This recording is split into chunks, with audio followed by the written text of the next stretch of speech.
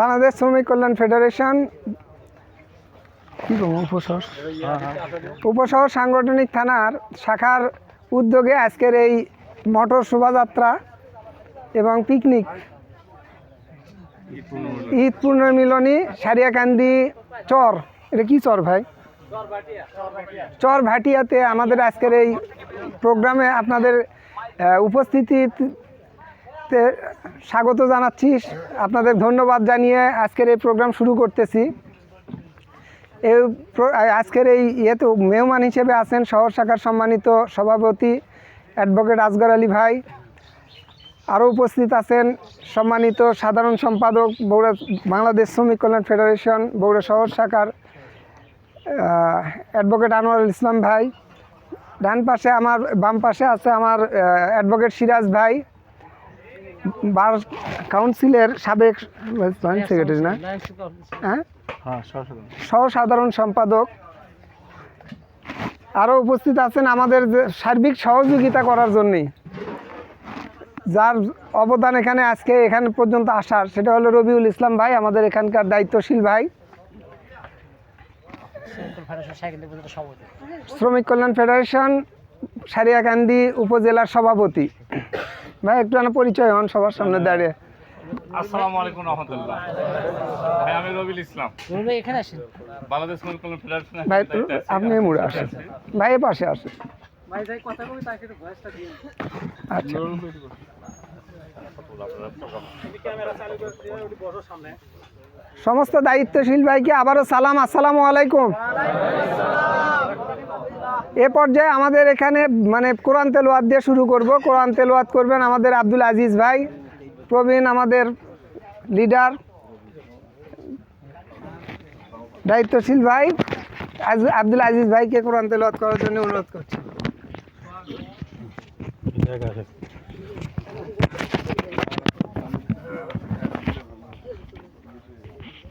আসসালামু আলাইকুম রহমতুল্লাহি ওয়া বারাকাতুহু। আউযু বিল্লাহি মিনাশ শাইতানির রাজীম।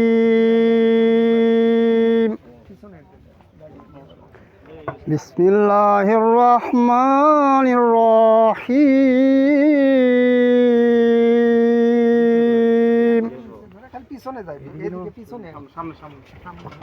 يريدون ليطفئوا نور الله بأفواههم والله متم نوره ولو كره الكافرون هو الذي أرسل رسوله بالهدى ودين الحق ليظهره على الدين كله ولو كره المشركون يا أيها الذين آمنوا هل أدلكم على تجارة تنجيكم من عذاب أليم صدق الله العلي العظيم السلام عليكم ورحمة الله وبركاته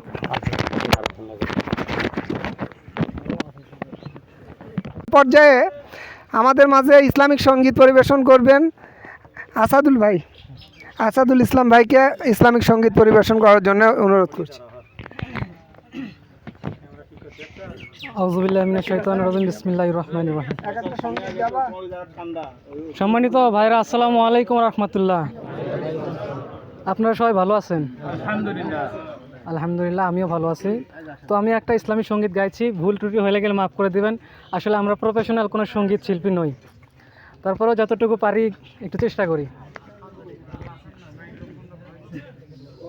কোহিমাহাদির সৈন্যরা গর্জে ওঠো, শহীদ তামান্না বুকে নিয়ে, সুফিয়ান মতবাদ রুখতে হলে এখন থেকে থাকো তৈরি হয়ে কহি মাহাদির সৈন্যরা গর্জে ওঠো শহীদ তামান্না বুকে নিয়ে সুফিয়ান মতবাদ রুখতে হলে এখন থেকে থাকো তৈরি হয়ে আসবে এই মহাকাল রুখতে হবে দাজ্জাল আসবে এই মহাকাল রুখতে হবে দাজ্জাল যার এক হাতে থাকবে জান্নাত এক হাতে থাকবে জাহান্নাম মানুষকে বলবে ডেকে ডেকে আমি তো তোমাদের খোদা মহান যার এক হাতে থাকবে জান্নাত এক হাতে থাকবে জাহান্নাম মানুষকে বলবে ডেকে ডেকে আমি তো তোমাদের খোদা মহান যার দিলে থাকবে ঈমান হবে না তো সে বেঈমান যার দিলে থাকবে ঈমান হবে না তো সে বেঈমান মুমিন বলবে ডেকে ঈমান নিয়ে বুকে নিশ্চিত তুই দাজ্জাল আসবে এই মহাকাল রুখতে হবে দাজ্জাল আসবে এই মহাকাল রুখতে হবে দাজ্জাল আজ বিশ্বের চারিদিকে মুমিন মরছে ধুকে একটু কি দিলে দয়া হয় না ওরে কাপুরুষ ঘরে বসে ভাবছো হিসাব কষে এখনো তো সময় হলো না আজ বিশ্বের চারিদিকে মুমিন মরছে ধুকে একটু কি দিলে দয়া হয় না ওরে কাপুরুষ ঘরে বসে ভাবছো হিসাব কষে এখনো তো সময় হলো না মুমিনরা হয়ে যাবে মজলুম গাজুয়াই হিন্দি ভাঙা বেগুম পথে পথে আসবে মুসিবত চারিদিকে পড়বে পাপের ধুম মুমিনরা হয়ে যাবে মজলুম গাজুয়াই হিন্দি ভাঙা বেগুম পথে পথে আসবে মুসিবত চারিদিকে পড়বে পাপের ধুম মূর্খরা গড়বে সমাজ উঠে যাবে এলে মোলাস মূর্খরা গড়বে সমাজ উঠে যাবে এলে মোলাস আসছে কিয়ামত রুকুতে মুসিবত থাকছে আজান বেলাল আসবে এই মহাকাল রুখতে হবে দাজ্জাল আসবে এই মহাকাল রুখতে হবে দাজ্জাল আসবে এই মহাকাল রুখতে হবে দাজ্জাল থ্যাংক ইউ আলহামদুলিল্লাহ মাশাআল্লাহ আসসালামু আলাইকুম। সমসাময়িক বিষয়ের ওপর শুরু থেকে শেষ পর্যন্ত যে মানে আলোচনার বিষয়বস্তুগুলোই গানের মধ্যে ফুটে তুলছে। এ পর্যায়ে আমাদের সামনে আলোচনা করবেন আমাদের সম্মানিত শহর শাখার সম্মানিত সাধারণ সম্পাদক অ্যাডভোকেট আনোয়ার ভাই। অ্যাডভোকেট আনোয়ার ভাইকে তার মূল্যবান আলোচনা করার জন্য অনুরোধ করছি। আসসালামু আলাইকুম রহমতুল্লাহ। ইন্নাল হামদুলিল্লাহ ওয়াসসালাতু ওয়াসসালামু আলা রাসূলিল্লাহ সাল্লাল্লাহু আলাইহি ওয়াসাল্লাম। আউযু বিল্লাহি মিনাশ শাইতানির রাজিম। বিসমিল্লাহির রহমানির রহিম। ওয়া জাহিদু ফিল্লাহি হাক্কা জিহাদিহি ওয়াস্তাবাকুম ওয়া জাআলাকুম ফিদ-দীনি মিন হারাজ। সম্মানিত আজকের এই বাংলাদেশ শ্রমিক কল্যাণ ফেডারেশন বগুড়া শহর শাখার অন্তর্ভুক্ত অত্যন্ত গুরুত্বপূর্ণ সাংগঠনিক থানা উপশহর সাংগঠনিক থানার সম্মানিত সভাপতি জনাব এজাজ আহমেদ আসলাম ভাই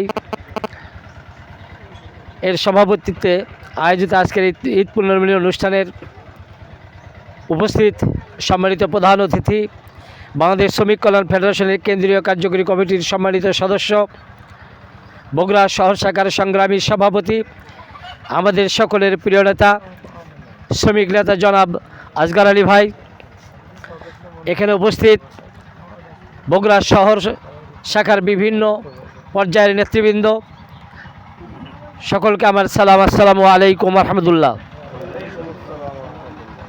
আল্লাহর দরবারে শুকরিয়া আদায় করছি যে আমরা এহেন একটি সুন্দর পরিবেশে ঈদ পুনর্মিলনী নামক অনুষ্ঠানের মাধ্যমে বাংলাদেশ শ্রমিক কল্যাণ ফেডারেশন বগুড়া শহর শাখার কিছু গুরুত্বপূর্ণ কার্য সম্পাদন করার উদ্দেশ্যে এখানে উপস্থিত হতে পেরেছি। এই জন্য আল্লাহর দরবারে শুকরিয়া আদায় করি, সবাই বলি আলহামদুলিল্লাহ। দরুদ ও সালাম পেশ করছি বিশ্বনন্দিত নেতা, যিনি আমাদের জন্য ঘোষণা এনে দিয়েছেন, আল কাসিম হাবিবুল্লাহ, শ্রমিক হলো আল্লাহর বন্ধু। পৃথিবীতে এমন কোনো নেতা আবির্ভাব হয়নি যিনি শ্রমিক সমাজের মতো গরিব মানুষদের জন্য একটি সুন্দর মেসেজ এনে দিয়েছেন যে শ্রমিক গরিব মানুষরা হলো আল্লাহর বন্ধু। এই মেসেজ আর কোনো মানুষের পক্ষে, কোনো নেতার পক্ষে এনে দেওয়া সম্ভব হয়নি, যিনি যেটা দিয়েছেন আমার আপনার প্রিয় নবী রাসূল করিম সাল্লাল্লাহু আলাইহি সাল্লাম। এই জন্য সকলে তার প্রতি দরুদ পড়ি, সবাই বলি সাল্লাল্লাহু আলাইহি সাল্লাম। সম্মানিত ভাইয়েরা, আজকের এই ঈদ পুনর্মিলনী অনুষ্ঠান করার উদ্দেশ্য আমরা যদি ধরি তিনটি। আমরা সকলেই শ্রমিক কল্যাণ ফেডারেশনের বিভিন্ন পর্যায়ের নেতা এবং কর্মী, দায়িত্বশীল বৃন্দ, আমরা প্রত্যেকে আমরা কোনো না কোনো দাওয়াতের মাধ্যমে, কারো না কারো দাওয়াতের মাধ্যমে এই ইসলামী আন্দোলনের একজন কর্মী এবং সমর্থক হওয়ার সুযোগ গ্রহণ করেছি, সুযোগ লাভ করেছি। এই সুযোগ পাওয়ার কারণে, আল্লাহর প্রিয় বান্দা হওয়ার আমরা সুযোগ লাভ করেছি। আমরা আল্লাহর কাছে আশা করতে পারি এই ইসলামী আন্দোলনের মধ্যে সম্পৃক্ত হওয়ার কারণে আমরা আল্লাহর সেই প্রিয় ঠিকানা জান্নাতের উপযুক্ত হওয়ার আমরা সৌভাগ্য অর্জন করেছি। সেই সুযোগ শুধু আমাদের মধ্যে সীমাবদ্ধ রাখলে হবে না, এই সুযোগ আমরা যাদের কাছে এখনও ইসলামী আন্দোলন করার দাওয়াত পৌঁছেনি তাদের কাছে দাওয়াত দেওয়া আমাদের জন্য, সকলের জন্য ফরজ, অবশ্য কর্তব্য। যে কাজটি, যে আন্দোলনে সম্পৃক্ত হয়ে নিজেরা জান্নাতের উপযোগী হওয়ার সুযোগ পেয়েছি, এই দাওয়াত যদি আমরা মানুষকে না দেই তাহলে আল্লাহর ভাষায় আমরাও কঠিন আযাবের সম্মুখীন হতে হবে। আল্লাহ সুবহানাহু ওয়া তাআলা বলেছেন, ওমান আজলামু মিম্মান কাতামা শাহাদাতান ইনদাহু মিনাল্লাহ। ওই ব্যক্তির চাইতে বড় জালেম, বড় অত্যাচারী আমার নিকটে আর কেউ নয়, যার কাছে আমি আল্লাহর পক্ষ থেকে একটা ভালো সংবাদ, ভালো কথা জানা থাকা সত্ত্বেও সে শুধু নিজের মধ্যেই গোপনে রেখেছে, অন্য কাউকে জানায়নি, সেই ব্যক্তি আমার কাছে বড় জালেম। আমরা যে আন্দোলনের দাওয়াত পেয়েছি, আল্লাহ রাসূল সাল্লাল্লাহু আলাইহি ওয়াসাল্লাম বলেছেন, মাল্লাম ইয়াগজু ওয়ালাম ইউহাদ্দিস বিহি নাফসাহু ফামাতা মাইতাতান জাহিলিয়াতান।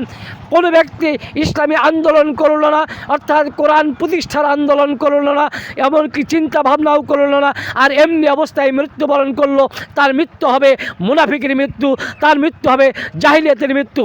এই দাওয়াত পেয়ে, এই হাদিসের কথা শুনে আমাদের পূর্ববর্তী নেতৃবৃন্দর মুখ থেকে এই রকম কোনো দাওয়াত পাওয়ার কারণে আমরা এই ইসলামী আন্দোলনে সম্পৃক্ত হয়েছি। সেই জাহিলিয়াতের মৃত্যু থেকে মুক্ত হয়ে আমরা ইমানের মৃত্যু পাওয়ার জন্য স্বাদ গ্রহণ করার আমরা সুযোগ পেয়েছি।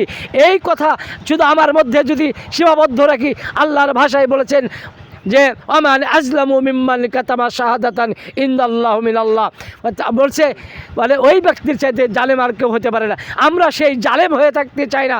এই জন্য আমরা আমাদের বাংলাদেশের প্রতিটি ইঞ্চিতে, প্রতিটি বর্গ মাইলে, প্রতিটি ঘরে ঘরে আমাদের এই ইসলামী আন্দোলনের দাওয়াত পৌঁছায় দিতে চাই। বাংলাদেশের শ্রমিক কল্যাণ ফেডারেশন শুরু থেকে 1968 সাল থেকে এই পর্যন্ত এই দাওয়াত দিয়েছে। আজকে আপনারা যা এখানে আছেন, 20 বছর আগে হয়তো বাংলাদেশ শ্রমিক কল্যাণ ফেডারেশনের কেউ পরিচয় দিতেন না। আজকে আপনারা নিজেদেরকে বাংলাদেশ শ্রমিক কল্যাণ ফেডারেশনের একজন কর্মী, একজন দায়ী হিসেবে পরিচয় দেওয়ার সুযোগ পেয়েছেন কোনো না কোনো ভাইয়ের দাওয়াত প্রদানের কারণে। আজকে আমাদেরকেও সেই কাজ করতে হবে। বগুড়া বাংলাদেশের প্রতিটি ঘরে ঘরে আমাদের দাওয়াত দিতে হবে, প্রতিটি শ্রমিকের কাছে দাওয়াত দিতে হবে। তারই অংশ হিসেবে বাংলাদেশ শ্রমিক কল্যাণ ফেডারেশন আজ 19 তারিখ থেকে শুরু করে 15 দিনের জন্য 3 তারিখ পর্যন্ত পক্ষ ঘোষণা করেছে। এই 15 দিন আমাদেরকে সিদ্ধান্ত গ্রহণ করতে হবে, বগুড়া শহরের এমন কোনো শ্রমিক থাকবে না যেই শ্রমিকের কাছে বগুড়া শহরের পক্ষ থেকে বাংলাদেশ শ্রমিক কল্যাণ ফেডারেশন ইসলামী শ্রমনীতি বাস্তবায়নের মাধ্যমে বাংলাদেশে ইসলামী সমাজ কায়েমের জন্য একটি দুর্ভেদ্য ঘাঁটিতে পরিণত করতে চায়। সকল শ্রমিককে ইসলামী আন্দোলনে উদ্বুদ্ধ করতে চায়। ইসলামী সমাজ কায়েমের আন্দোলনে সম্পৃক্ত করতে চায়। এই জন্য বগুড়া শহর শাখার এখানে যারা আপনারা আছেন সকলে কোনো না কোনো স্তরে আপনারা নেতৃত্ব দিচ্ছেন। আপনাদেরকে এই সিদ্ধান্ত গ্রহণ করতে হবে। আজ থেকে এখানে যাত্রা শুরু করলাম। আমরা বাড়িতে ফিরে যে আগামী এই 14-15 দিনের মধ্যে আমরা প্রত্যেকের কাছে এই দাওয়াত পৌঁছাবো।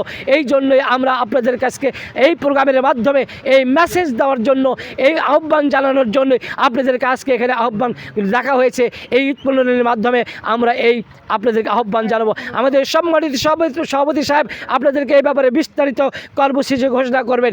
আমি আর একটি কথা, এই দাওয়াতের কথা বলছে, এখানে আমাদের দাওয়াতের ক্ষেত্রে যে হেকমত, যে কৌশল, যে প্রজ্ঞা, যে টেকনিক, যে পদ্ধতি অবলম্বন করা দরকার, যে জ্ঞান জ্ঞান আমাদের থাকা দরকার, সেই জ্ঞান খাটাইয়া, কৌশল খাটাইয়া, হেকমত খাটাইয়া আমাদেরকে দাওয়াত পৌঁছাতে হবে।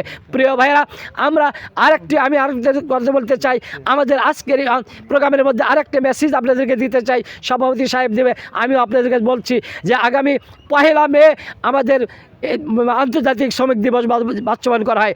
আপনারা জানেন বাংলাদেশে 90% মুসলমান। এই 90% মানুষ ঈদ উদযাপন করার কথা সাধারণ মানুষরা উদযাপন করে থাকে। তবে দুর্ভাগ্য হলেও সত্য, আমার বাংলাদেশের চিত্র, আমি সারিয়াকান্দির নাগরিক হওয়ার কারণে আমি জানি এই সারিয়াকান্দির চর এলাকার মানুষ ঈদের আনন্দ, ঈদের উৎসব বোঝে না, যদিও তারা মুসলমান। কুরবানি এই শহরাঞ্চলে খুব সামান্য অল্প সংখ্যক কুরবানি হয় ঈদের। যদিও বগুড়া শহরের মানুষ যারা আপনারা আছেন, ঈদের অত্যন্ত ধুমধাম হয়। আমি সারিয়াকান্দির মানুষ হিসেবে জানি এই সারিয়াকান্দির চরাঞ্চলের মানুষগুলো ঈদ কি তারা বুঝতে পারে না। মেলাটা তাদের জন্য অনেক ভালো উৎসবের, তো আমি জানি। কিন্তু তারা প্রত্যেকের শ্রমিক, অধিকাংশ মানুষ শ্রমিক। এইরকম করে বাংলাদেশের অধিকাংশ শ্রমিক যারা, তারা হয়তো দেখা যায় ইসলামী কালচার, এই নামাজ এবং রোজা না থাকার কারণে তারা ঈদের আনন্দও ঠিক মতো করে না। ঈদ কী জিনিস সেটা বোঝে না, ঈদের প্রয়োজনীয়তাও বোঝে না। কিন্তু এই শ্রমিকরা বাংলাদেশের শ্রমিক অঙ্গনে থাকার কারণে বাংলাদেশে শ্রমিকদের জন্য এই 1 মেকে ঈদ হিসেবে গ্রহণ করা হয়। এই জন্য আমরা যেহেতু শ্রমিকদের মাঝে কাজ করছি, আর বাংলাদেশে 6.5 কোটি হলো শ্রমিক। এই শ্রমিকদেরকে আমরা যদি ইসলামী শ্রমনীতি বাস্তবায়নের কথা বলতে না পারি, বুঝাইতে না পারি, তাহলে আমরা বাংলাদেশে যে আমাদের প্রাণপ্রিয় সংগঠন জামাত ইসলামের মাধ্যমে এদেশে ইসলামী হুকুমত প্রতিষ্ঠার যে আন্দোলন চলছে, সেই ইসলামী হুকুমত প্রতিষ্ঠার আন্দোলন কখনোই সম্ভব হবে না। এই 6.5 কোটি শ্রমিককে আমাদেরকে ইসলামী শ্রমনীতি, ইসলামী আইন প্রতিষ্ঠার প্রয়োজনীয়তা বোঝাতে হবে। এই জন্য বগুড়া শহর শাখা আমাদেরকে সিদ্ধান্ত গ্রহণ করতে হবে। আগামী 1 মে এই যে আন্তর্জাতিক শ্রমিক দিবস পালন করা হবে, এটা যেন বগুড়ার মধ্যে বাংলাদেশ শ্রমিক কল্যাণ ফেডারেশনের মাধ্যমে আন্তর্জাতিক শ্রমিক দিবস পালনের জন্য যে অনুষ্ঠান, যে র্যালি, যে মিছিল, যে আলোচনা সভা হবে, বগুড়ার মধ্যে সবচাইতে আকর্ষণীয় এবং শোভাবর্ধনকারী এবং সবচাইতে বড় একটি শ্রমিক দিবস এবং র্যালির মাধ্যমে প্রোগ্রাম করা হবে। সেই ক্ষেত্রে আপনারাই সেই নিয়ামক শক্তি, আপনারা যদি সহযোগিতা করেন, আপনারা যদি সিদ্ধান্ত গ্রহণ করেন, তবেই আমাদের আগামী 1 মে দিবসে যে আমরা শ্রমিক দিবস পালন করব, র্যালি করব, আমরা চাই কমপক্ষে কয়েক হাজার শ্রমিক নিয়ে বগুড়ার রাজপথে আমরা র্যালি করব। এই ক্ষেত্রে আপনাদের সহযোগিতা কামনা করব। প্রিয় ভাইয়েরা, সেই ক্ষেত্রে যে পরিমাণ সহযোগিতা দরকার আপনারা সহযোগিতা করবেন। এই সহযোগিতার আহ্বান জানিয়ে আমি পরবর্তীতে আমার সম্মানিত সভাপতি সাহেব আপনাদেরকে মূল্যবান দিক নির্দেশনামূলক বক্তব্য রাখবেন। আমি সকলকে ধন্যবাদ জানিয়ে, বিশেষ করে আজকের এই ঈদ প্রণয়নের মাধ্যমে আপনাদেরকে যে সংগঠনের মূল মেসেজ দিলেন, এই দেওয়ার যে ব্যবস্থা করে দিলেন আমাদের বগুড়া শহর শাখার উপশহর সাংগঠনিক থানা, এই জন্য উপশহর সাংগঠনিক থানার নেতৃবৃন্দকে, সকল কর্মী ভাইকে বগুড়া শহর শাখার পক্ষ থেকে আন্তরিক ধন্যবাদ এবং অভিনন্দন জানিয়ে আমার কথা এখানে শেষ করছি। খোদা হাফেজ। বাংলাদেশ জিন্দাবাদ, বাংলাদেশ শ্রমিক কল্যাণ ফিন্ডাবাদ। আপনারা দীর্ঘ সময় ধরে আমরা আজকে ঈদ পুনর্মিলন অনুষ্ঠানের শেষ পর্যায়ে পৌঁছেছি। আজকের ঈদ পুনর্মিলন অনুষ্ঠানের এ পর্যায়ে আমাদের প্রধান আকর্ষণ, আজকের অনুষ্ঠানের প্রধান অতিথি আপনাদের সামনে মূল্যবান বক্তব্য রাখবেন। এ পর্যায়ে বক্তব্য রাখার জন্য অনুরোধ করছি বাংলাদেশ শ্রমিক কল্যাণ ফেডারেশন কেন্দ্রীয় কার্যকরী কমিটির সম্মানিত সদস্য, বাংলাদেশ শ্রমিক কল্যাণ ফেডারেশন বগুড়া শহর শাখার সংগ্রামী সভাপতি, বগুড়ার শ্রমিক জনতার একান্ত প্রিয় নেতা, আমাদের সকলের প্রিয় নেতা জনাব অ্যাডভোকেট আসগর আলী ভাইকে তার মূল্যবান বক্তব্য দেওয়ার জন্য বিনীতভাবে অনুরোধ জানাচ্ছি।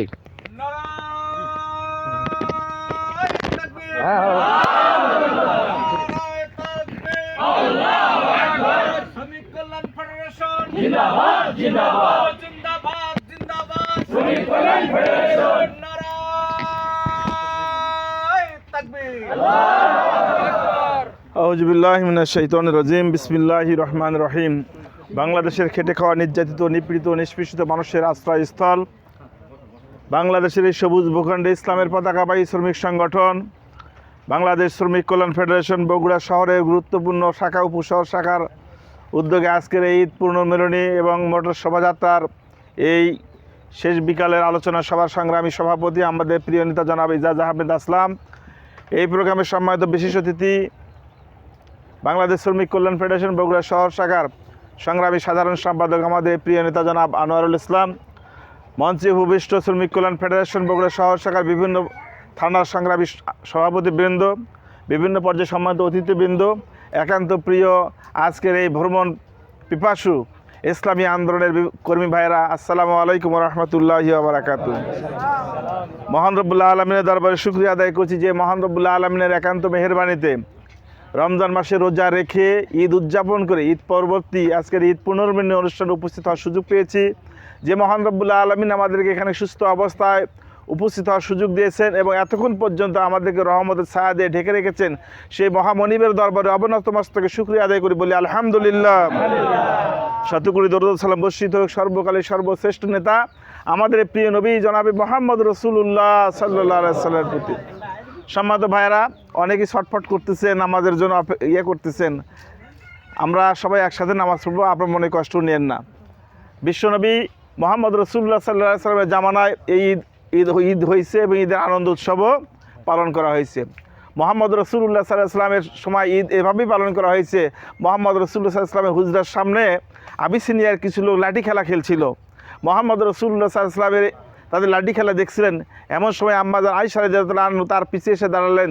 আল্লাহ রাসূল তাকে বললেন, হে আয়েশা, তুমি কি লাঠি খেলা দেখতে চাও? আম্মা জান আয়েশা রাদিয়াল্লাহু আনহা বললেন, হ্যাঁ, আমি লাঠি খেলা দেখতে চাই। বললেন যে ঠিক আছে, তুমি আমার পেছনে এসে দাঁড়াও। পেছনে এসে উনি দাঁড়ালেন, গায়ের সাথে থুতনি লেগে অনেকক্ষণ তিনি খেলা দেখলেন। এবার বিশ্বনবী তাকে বললেন, হে আয়েশা, তোমার কি খেলা দেখা শেষ হয়েছে? আয়েশা রাদিয়াল্লাহু আনহা বললেন, না, আমার এখনও খেলা দেখা শেষ হয়নি, আমি আরও খেলা দেখতে চাই। আরও অনেকক্ষণ খেলা দেখলেন। খেলা দেখার এক পর্যায়ে আল্লাহ রাসূল তাকে আবার জিজ্ঞাসা করলেন, তোমার খেলা দেখা শেষ হয়েছে? আম্মা জান আয়েশা রাদিয়াল্লাহু আনহা বললেন, হ্যাঁ, আমার খেলা দেখা শেষ হয়েছে, আমি এখন চলে যেতে চাই। আল্লাহ রাসূল বললেন, ঠিক আছে, তুমি চলে যাও। এটা ঈদের একটা আনন্দ। এভাবেই আল্লাহ রাসূল ঈদের আনন্দ উৎসব পালন করেছেন। হযরত ওমর ফারুক রাদিয়াল্লাহু আনহুর কথা আপনারা জানেন। ঈদের দিনে হযরত ওমর রাদিয়াল্লাহু আনহু ঘরের দরজা বন্ধ করে দিয়ে বসে আছেন। সাহাবীরা তার কাছে আসলেন এবং বললেন, হে ওমর, চলো, আজকে মাঠে যেতে হবে, আপনাকে ইমামতি করতে হবে। ওমর রাদিয়াল্লাহু আনহু বলতেছেন, আমি কিভাবে তোমাদের ইমামতি করি? আমি তোমাদের ইমামতিটা কিভাবে করি? এখনও আমার রোজাগুলো আল্লাহর দরবারে কবুল হয়েছে কিনা, আমাকে মাফ করে দেওয়া হয়েছে কিনা, এই সংবাদ এখন আমার কাছে আসেনি। তোমাদের ইমামতি করার মতো যোগ্যতা আমার নেই। অথচ আমরা রোজাও রাখি না, তারাবিও পড়ি না, আবার ঈদ আসলে সবচেয়ে ভালো পাঞ্জাবিটা কিনে নিয়ে যায় নামাজটা সাথে নিয়ে ইমাম পালি ইমামতি করারও চিন্তা ভাবনা আমাদের থাকে অনেকেরই। অথচ মুসলিম জাহানের দ্বিতীয় খলিফা, দুনিয়ায় বেঁচে থাকা অবস্থায় জান্নাতের সার্টিফিকেট প্রাপ্ত ব্যক্তি, যাকে আশারে মুবাশশারা বলা হয়, যাকে বলা হয়েছে আখিরি নবীর ডান হাত, এবং যার সম্পর্কে বলা হয়েছে আমার পর যদি কেউ নবী হতো সে হতো উমর, সেই উমর রাদিয়াল্লাহু আনহু ঈদের দিনে এইভাবে তাদের এটা অবস্থা। মুসলিম জাহানের চতুর্থ খলিফা হযরত আলী রাদিয়াল্লাহু আনহু ঈদের দিনে শুকনো রুটি খাচ্ছেন। শুকনো রুটি খাওয়া অবস্থায় তাকে সাহাবীরা জিজ্ঞাসা করলো, হে হযরত আলী আমিরুল মুমিনিন, আজকে তো ঈদের দিন, সবাই অনেক ভালো ভালো খাবার খাচ্ছে, আপনি শুকনো রুটি খাচ্ছেন? তিনি বলতেছেন, আজকে তারাই আনন্দ বেশি করতেছে, তারাই আজকে ভালো ভালো খাবার খাচ্ছে, তাদের রোজা আল্লাহর দরবারে কবুল হয়ে তাদের জীবনের সমস্ত গুনাহ খাতা মাফ করে দেওয়া হয়েছে। যারা সৌভাগ্যবান তারাই আনন্দ করতেছে, কিন্তু আমি আলী, আমি এখনও আমার গুনাহ মাফ করা হয়েছে কিনা এই সংবাদ আমার কাছে আসে নাই। অথচ এই আলী রাদিয়াল্লাহু আনহু কি ইসলামের চতুর্থ খলিফা, দুনিয়ায় বেঁচে থাকা অবস্থা জান্নাত সার্টিফিকেট প্রাপ্ত ব্যক্তি। তিনি বলতেছেন, ওই ব্যক্তি তো ধ্বংস হলো, বিশ্বনবী বলেছেন হাদিসে, ওই ব্যক্তি ধ্বংস হলো যেই ব্যক্তি রমজান মাসে রোজা পেল, রমজান মাসে রোজা রাখার মাধ্যমে নিজের গুনাহগুলো মাফ করে নিতে পারলো না, সেই ব্যক্তি কি হয়ে গেল? ধ্বংস হয়ে গেল। তা আমি জানি না আমার রোজাগুলো কবুল হয়েছে কিনা। সমান্ত ভাই, আজকে আমরা আমাদের ঈদ কি, আমাদের রোজাটা আমরা ঈদ কীভাবে উদযাপন করি? আমাদের রোজাও নাই, তারাবিও নাই, তারপরে এতে চাপও নাই, পর্যালোচনাও নাই, অথচ আমাদের আনন্দটা কম হয় না বেশি হয়? বেশি হয়। আল্লাহ রাসূলের হাদিস যে রমজান মাস আসলে জান্নাতের তলদেশ থেকে মুসিরা নামক হৃদয়ে উদ্দীপনা সৃষ্টিকারী একটা বাতাস প্রবাহিত হয়, যে এই বাতাসের কারণে জান্নাতের দরজার কড়াগুলো নড়ে ওঠে। নড়ে ওঠার কারণে এমন একটা সুরেলা শব্দ সৃষ্টি হয় যে এই শব্দ পৃথিবীর কোনো মানুষ কখনো শুনেনি। এই শব্দ শুনে জান্নাতের ভিতরের থেকে জান্নাতের হুরেরা দৌড়ে জান্নাতের ব্যালকনিতে এসে দাঁড়িয়ে জান্নাতের ফেরেশতাকে ডেকে বলে, হে জান্নাতের মহাব্যবস্থাপক ফেরেশতা রিদওয়ান, আজকে জান্নাতের এই অবস্থা কেন? জান্নাতের ফেরেশতা বলে, আজকে মুহাম্মদ সাল্লাল্লাহু আলাইহি ওয়াসাল্লামের উম্মতের জন্য রমজান মাসের প্রথম রাত, অতএব হে জান্নাতের হুরেরা জান্নাতের দরজাগুলো খুলে দাও। ফেরেশতা এবং জাহান্নামের ফেরেশতাকে ডেকে বলা হবে, জাহান্নামের মহাব্যবস্থাপক ফেরেশতা রিদওয়ান মালিক, তুমি জাহান্নামের দরজাগুলো বন্ধ করে দাও। আর শয়তানকে শিকল বন্দি করে সমুদ্রে নিক্ষেপ করা হয়। আর রমজান মাস শেষ হয়ে গেলে শয়তান কি পায়? মুক্তি পায়। আমরা যেমন আমার দলের কোনো নেতা জেলখানা থেকে মুক্তি পেলে আমরা আনন্দিত হই না, খুশি হই? আনন্দিত হই না? আমরা আনন্দ করি, আমরা তাকে মালা পরাই, আমরা তাকে আনন্দ করে মিছিল করে করে নিয়ে আসি। অন্য দলের লোকেরা তো পটকা ফুটাতে ফুটাতে নিয়ে আসে। এটা হলো জেলখানায় বন্দির একজন নেতাকে তার অনুসারীরা এভাবে তাকে কী করে? সাদরে সম্ভাষণ জানায়। আর রমজান মাসে জেলখানায় বন্দি ছিল কে? শয়তান। শয়তান জেলখানায় বন্দি ছিল। ঈদের চাঁদ ওঠার সাথে সাথে শয়তান হয়তো জেলখানা থেকে মুক্তি পায়। শয়তান এবং শয়তানের অনুসারীরা তার নেতা শয়তানকে ঈদের দিনে পটকা ফুটিয়ে মোড়ে মোড়ে সাউন্ড বাজিয়ে গান বাজনা করে শয়তান এবং শয়তান অনুসারে তার নেতা শয়তানকে আলিঙ্গন করে। কোনো মুসলমান এটা করতে করে না? আমাদের সমাজে অনেক লোক আছে। আমাদের একজন বক্তা বলতেন যে রমজান মাসে এই ঈদের দিনে উমর রাদিয়াল্লাহু আনহু কান্নাকাটি করছে, অথচ মুসলমানেরা ঈদের দিনে যত অপকর্ম করে, যত অন্যায় করে, যত পাপ কাজ করে, পৃথিবীর অন্য মানে একটা বছর অন্য কোনো দিনই এত পাপ এত অন্যায় কাজ করা হয়নি। ঈদের দিনে যত মদ গাঁজা ফেন্সিডিল অন্যায় অশ্লীলতা হয়, অন্য কোনো দিনে এটা হয় না। তাহলে আমরা কেমন মুসলমান? আর আমাদের নেতারা কীভাবে ঈদ উদযাপন করছে, আমরা কীভাবে ঈদ উদযাপন করতেছি? প্রিয় ভাইয়েরা আমার, আমরা যখন ঈদ উদযাপন করতেছি তখন ফিলিস্তিনের অবস্থা কি ভালো নাকি? এরকম আনন্দের মধ্যে তারা আছে? তাদের আপনার সন্তান যখন ঈদের জামা কয়টা হলো, ডিজাইন কেমন, রং কেমন, কালার কেমন, এইটা নিয়ে যখন ব্যস্ত, তখন ফিলিস্তিনের একজন আহত রক্তাক্ত ধুলিমলিন একজন শিশু সন্তান আসমানের দিকে তাকিয়ে আল্লাহর কাছে আর্তনাদ করে বলতেছে, হে রব্বুল আলামিন, আমি কি পাবো সন্ধ্যাবেলায় একটা ক্ষুধায় নেবার জন্য একটা রুটি? মসজিদের ইমাম সাহেবেরা আল্লাহর কাছে দোয়া করতেছি। আমরা যখন দোয়া করি, হে রব্বুল আলামিন, আপনি আমার জীবনের সমস্ত গুনাহ খাতা মাফ করে দাও। মসজিদের ইমাম সাহেবরা আল্লাহর কাছে এই বলে দোয়া করতেছি, হে রব্বুল আলামিন, আমরা ক্ষুধার্ত, আমরা চলতে পারতেছি না, আমাদের জন্য খাবারের ব্যবস্থা করে দেওয়া হোক। প্রিয় ভাইয়ের আমার, ফিলিস্তিনের মসজিদের ইমামরা এইভাবেই বক্তব্য দিচ্ছে। আমি যেরকম করে আপনার কাছে বলতেছি, তারা বলতেছে কিভাবে এই মুসলমান জাতিকে আমি জাগাবো? 35 লক্ষ শহীদের রক্ত যখন মুসলিম জাতিকে জাগাতে পারলো না, 70,000 আহত পঙ্গুত শিশু নারী অসহায় মানুষের আর্তনাদ যখন গোটা পৃথিবীর মুসলমানকে জাগাতে পারলো না, 20 লক্ষ মুসলমান বাড়িঘর ছাড়া হলো, তাদের বাড়ি ভূমি করে দেওয়া হয়েছে। এই সকল 20 লক্ষ অসহায় বাড়ি ঘর ছাড়া মুসলমানরা যখন আর্তনাদ করে এই গোটা বিশ্বের মুসলমানদেরকে জাগাতে পারেনি, একজন ইমাম হিসেবে আমি কিভাবে এই মানুষগুলোকে জাগাবো? এই কথা বলেই তারা বক্তব্য শেষ করে দিয়ে নামাজ শুরু করতেছে। প্রিয় ভাইয়ের আমার, আজকে আমাদেরকেও জেগে উঠতে হবে, আমাদেরকেও সাবধান হতে হবে, আমাদেরকেও সেই মুসলমান ভাইদের কথা চিন্তা করতে হবে। আজকে ফিলিস্তিনে নয়, এই অত্যাচার জুলুম নির্যাতন আস্তে আস্তে বাংলাদেশেও আসতে পারে। বর্তমান সরকার আমাদের ঈমান পরীক্ষা করতেছে। এই বাংলাদেশে আমি এর আগেও বলছি, বাংলাদেশ সব উৎসব হয়, সব দিন পালন করা হয়, সব উৎসব হয়, সরকারিভাবে দিবসগুলো পালন করা হয়, আন্তর্জাতিক দিবস, জাতীয় দিবস সব পালন করা হচ্ছে, কখনো কোনো বাধা দেওয়া হয় না। রাষ্ট্রীয় পৃষ্ঠপোষকতা, অশ্লীলতা, বেহাপনা সব কিছু করা হচ্ছে, কিন্তু একজন ইমানদার মুসলমান নিজের পকেটের টাকা দিয়ে রমজান মাসে ইফতার করবে, ইফতার মাহফিল করবে, এই মুসলমানের এই বাংলাদেশে ইফতার মাহফিলে বাধা দেওয়া হচ্ছে কি হচ্ছে না? আমরা কি এটাকে মেনে নিতে পারি? আমরা যদি চুপ থাকি, মেনে নেই, তাহলে ওই শয়তানদের আধিপত্য আরও বাড়বে। আর আমরা যদি প্রত্যেকটা পদে পদে আমরা যদি বাধার প্রাচীর গড়ে তুলতে পারি, আমরা যদি এই কথা বলতে পারি বাংলাদেশে ইসলাম বিরোধী কোনো ষড়যন্ত্র, ইসলাম বিরোধী কোনো কৃষ্টি কালচার আমরা আমাদের জীবন থাকতে আমরা মেনে নেব না, আমরা যদি সাহসিকতার সাথে রাজপথে এটা মোকাবেলা করতে পারি, তাহলে তারা কেবল ক্ষান্ত হতে বাধ্য, নইলে তারা এদেশে সেই ভারতীয় আধিপত্যকে তারা বিজয়ী করবে। সম্মানিত ভাইরা, এই জন্য আমাদের সচেতন হতে হবে, আমাদেরকে সাবধান হতে হবে। আজকে রমজান মাসের আমরা রোজা রেখেছি, রমজান মাসে রোজা রাখার মাধ্যমে যে বিষয়গুলো আমরা শিক্ষা অর্জন করেছি, যে বিষয়গুলো আমরা আমাদের জীবনে বাস্তবায়ন করেছি, সেই জীবনগুলো আজকে জমিনে বাস্তবায়ন করা আমাদের সময় এসেছে।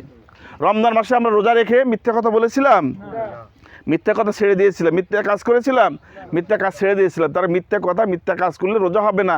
আমরা রোজা আল্লাহ দরবারে কবুল হওয়ার স্বার্থে মিথ্যা কথা মিথ্যা কাজ ছেড়ে দিয়েছিলাম। এই যে মিথ্যা কথা মিথ্যা কাজ যেই রমজান মাসে যেই মহান রব্বুল আলমীর নির্দেশে আমরা ছেড়ে দিয়েছিলাম, সেই মহান রব্বুল আলমীর এখন কি আছে না নাই? তাহলে রমজান মাসে যেই রব্বুল আলমীর নির্দেশ আমরা পালন করেছি, বাকি 11টা মাসে সেই নির্দেশ পালন করতে আমরা রাজি আছি তো ইনশাআল্লাহ? যেই রমজান মাসে আমরা এই সেহরি এবং ইফতারের আল্লাহ মহান রব্বুল আলমীর যে নির্দেশনা ঘড়ির টাইম সেকেন্ড দেখে দেখে আমরা মেনে নিয়েছি, সেই মহান রব্বুল আলমিন এখন আছে কি নাই? তাহলে রমজান মাসে মহান রব্বুল আলমিনের একটা নির্দেশ ঘড়ির কাটার সেকেন্ড দেখে দেখে আপনি বাস্তবায়ন করলেন। সেই মহান রব্বুল আলমিন কোরআনের মাধ্যমে আমাদেরকে হাজার হাজার নির্দেশ দিয়েছে, সেই সকল হাজার হাজার নির্দেশকে অকার্যকর থাকবে? ওই সকল নির্দেশে আমাদের কার্যকর করতে হবে। আমরা এভাবেই বক্তৃতায় অনেক সময় জানেন এটা, যে রমজান মাসে যদি আপনি ইফতার করতে বসছেন, ইফতার করার 5 মিনিট আগে যদি ডিসি সাহেব বলে ইফতার আজকে 5 মিনিট আগে করতে হবে, করবেন? যদি আপনাকে বন্দুকের গুলি মানে বন্দুক আপনার কানের কাছে নিয়ে এসে বলা হয় ইফতার কর 5 মিনিট আগে, নইলে গুলি করে হত্যা করবো, আপনি বলছেন, আপনি চিন্তা করছেন গুলি করে শেষ করে দিলেও আমি আল্লাহর নির্দেশকে অমান্য করতে পারবো না। কারণ আল্লাহর নির্দেশের কাছে পৃথিবীর সমস্ত শক্তির নির্দেশ অকার্যকর। যেখানে আল্লাহর নির্দেশ আছে সেইটাই কার্যকর, আর কোনো নির্দেশ সেখানে চলতে পারে না। সম্মানিত ভাইরা, এই আল্লাহর নির্দেশকে এই ইফতারের মধ্যে যেভাবে আমরা পালন করছি, আমাদের জীবনে প্রত্যেকটা ক্ষেত্রে আল্লাহর নির্দেশগুলোকে এইভাবেই পালন করতে হবে। সমস্যা হলো ব্যক্তির জীবনে আপনি ইসলাম যদি মেনে চলেন কারো কোনো সমস্যা নাই, কিন্তু ব্যক্তির জীবনের ইসলামকে যদি আপনি জমিনে বাস্তবায়ন করতে চান, সেখানে এই সমস্যা। ব্যক্তি জীবনে ইসলাম পালন করে এদেশে তাবলীগের ভাইয়ারা, কেউ বাধা দেয় নাকি? কোনো বাধা আছে? এই ব্যক্তি জীবনে ইসলাম পালন করে এদেশে কওমি মাদ্রাসার লোকেরা, বাধা আছে? তারপরে পীর সাহেবেরা পালন করে, বাধা আছে? কিন্তু তারা শুধু ব্যক্তি জীবনে ইসলাম পালন করতে চায়, বাধা নাই। মুহাম্মদ রাসূলুল্লাহ সাল্লাল্লাহু আলাইহি ওয়াসাল্লাম যখন ব্যক্তি জীবনে ইসলাম বাস্তবায়ন করেছিলেন, কখনো বাধা হয়নি। মুহাম্মদ রাসূলুল্লাহ সাল্লাল্লাহু আলাইহি ওয়াসাল্লাম ব্যক্তি জীবনে ইসলামকে যখন আল্লাহর জমিনে প্রতিষ্ঠা করতে চেয়েছিলেন, তখনই বাধা দেওয়া হয়েছে না হয়নি? আজকে বাংলাদেশে আমাদের শুধুমাত্র বাংলাদেশে নয়, গোটা পৃথিবীতে যারা ইসলামের শত্রু, যারা বাংলাদেশে জামাত ইসলামের শত্রু, তারাও সাইদি সাহেবকে ভালোবাসতেন না? দিনের বেলা হয়তো সাইদি সাহেবের বিরুদ্ধে বক্তব্য দিয়েছেন, কিন্তু রাতের বেলায় কিন্তু বলেছেন যে না, লোকটা ভালো। আওয়ামী লীগের মঞ্চে গিয়ে বক্তব্য দিয়েছেন সাইদি সাহেব খারাপ, কিন্তু পার্সোনাল জিজ্ঞাসা করেন আপনি যে সাইদি সাহেব খারাপ বললেন, আসলে কি সাইদি সাহেব খারাপ? না, সাইদি সাহেব তো খারাপ নয়, কিন্তু আর রাজনীতি করে কী করবো? বলে না?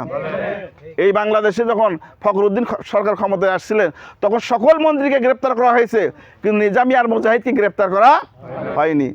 একজন উপদেষ্টাকে প্রশ্ন করা হয়েছিল, সকল মন্ত্রীরা জেলখানায়, নিজামী মুজাহিদ বাইরে কেন? তারা বলেছিলেন যে নিজামী মুজাহিদের দুর্নীতি অপকর্ম খোঁজার জন্য আমরা হাজারো চেষ্টা করেছি, তাদের 2 মন্ত্রণালয়ে দূরবীক্ষণ যন্ত্র লাগিয়েও তাদের মন্ত্রণালয়ে কোনো দুর্নীতি আমরা খুঁজে তাদেরকে কেন গ্রেপ্তার করবো, কীভাবে গ্রেপ্তার করবো? আমরা আপনি দেখে দেন। সম্মানিত ভাইরা, সেই নিজামী মুজাহিদকে এদেশে ফাঁসির কাস্টে ঝুলিয়ে হত্যা করা হয়নি? আল্লামা দিলওয়ার হোসেন সাঈদীকে ফাঁসির কাস্টে হত্যা করা হয়নি? অপরাধটা কি? অপরাধটা হলো এইটাই, তারা আল্লাহর এই ইসলামকে জীবনে নয় জমিনেও বাস্তবায়ন করতে চেয়েছিল। জীবনে তারা বাস্তবায়ন করেছে, জমিনেও বাস্তবায়ন করতে চায়। এই অপরাধ ছাড়া নিজামী মুজাহিদ সাঈদীদের আর কোনো অপরাধ নাই। এইরকম নিজামী মুজাহিদ যেই অপরাধের কারণে ফাঁসির কাস্টে ঝুলেছে, এইরকম হাজারো অপরাধ করে আমাদেরকেও যদি ফাঁসির কাস্টে ঝুলতে হয়, রাজি আছি তো ইনশাআল্লাহ? সম্মানিত ভাইরা, এই বাংলাদেশ শ্রমিক কল্যাণ ফেডারেশন, বাংলাদেশে সেই ইসলাম শ্রমিক কল্যাণ ফেডারেশন নেতা এবং কর্মীরা আমাদের ইরশাদ ভাই বলেছেন, আমরা আমাদের নিজের জীবনে বাস্তবায়ন করতে চাই। এরপরে সেই ইসলামকে আমরা জমিনেও বাস্তবায়ন করতে চাই। বাংলাদেশ শ্রমিক কল্যাণ ফেডারেশন বাংলাদেশের জমিন থেকে সকল প্রকার অন্যায় অত্যাচার মূলচ্ছেদ করে আল কোরআন আল হাদিসের আলোকে একটি সুখী সমৃদ্ধ ইসলামী সমাজ বিনির্মাণের চেষ্টা চালিয়ে যাচ্ছে। এই চেষ্টার সাথে আপনারা থাকবেন তো ইনশাআল্লাহ? আমাদের সেক্রেটারি সাহেব যে কথাগুলো বলেছেন, আমাদের 19 তারিখ থেকে 3 তারিখ পর্যন্ত আমাদের দেশব্যাপী শ্রমিক কল্যাণ ফেডারেশনের ইতিহাসে সবচাইতে বেশি সহযোগী বৃদ্ধি করার সিদ্ধান্ত আমরা এবার নিয়েছি। এই সিদ্ধান্ত বাস্তবায়ন কি আমার পক্ষে একার পক্ষে সম্ভব? এই সিদ্ধান্ত বাস্তবায়ন করতে গেলে বগুড়া শহরে 1000 কর্মী, 2000 হাত লাগবে। সবাই এই কাজে সহযোগিতা করতে রাজি আছে তো ইনশাআল্লাহ? সম্মানিত ভাইয়েরা, মহান রব্বুল আলামিন আমাদের আগামী 1 মে আন্তর্জাতিক শ্রমিক দিবস এবং এই দাওয়াতি গণসংযোগ পক্ষ পালন করার জন্য আমাদের সবাইকে কবুল করে নেক। সবাই আমরা সবার অবস্থান থেকে সর্বাত্মক চেষ্টা চালাবো। মহান রব্বুল আলমিনের কাছে এই তৌফিক কামনা করে সবাইকে অসংখ্য ধন্যবাদ এবং মোবারকবাদ জানিয়ে আজকের প্রোগ্রামের আমার কথা বলে এখানে শেষ করলাম। আসসালামু আলাইকুম রহমতুল্লাহি ওয়া বারাকাতুহু। এই পুরস্কার দিবে চাওয়া হয়েছিল, ফার্স্ট সেকেন্ড কি হলো একটু বলেন না। এটা ভাই গান তো শুনছেন তো আপনারা, না তাই না? যারা গান গাইছে তাদের নামটা একটু বলি।